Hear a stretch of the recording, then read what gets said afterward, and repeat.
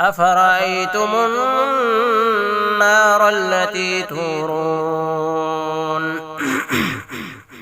أأنتم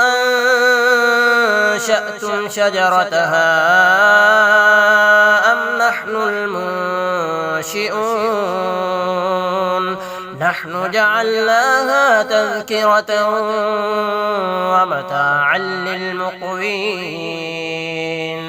فسبح باسم ربك العظيم فلا أقسم بمواقع النجوم وإنه لقسم لو تعلمون عظيم إنه لقرآن كريم في كتاب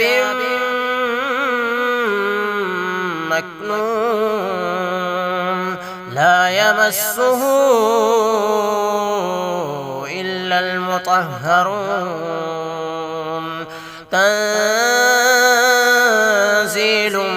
من رب العالمين أفبهذا الحديث أنتم مدهنون وتجعلون رزقكم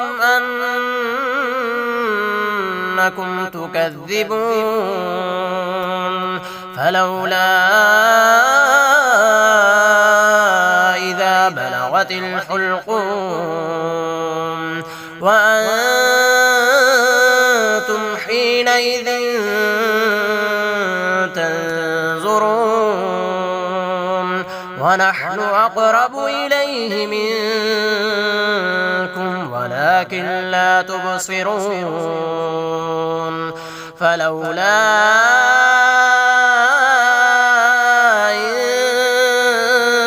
كنتم غير مدينين ترجعونها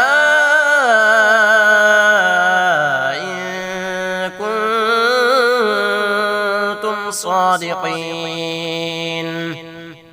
فأما إن كان من المقربين فروح وريحان وجنة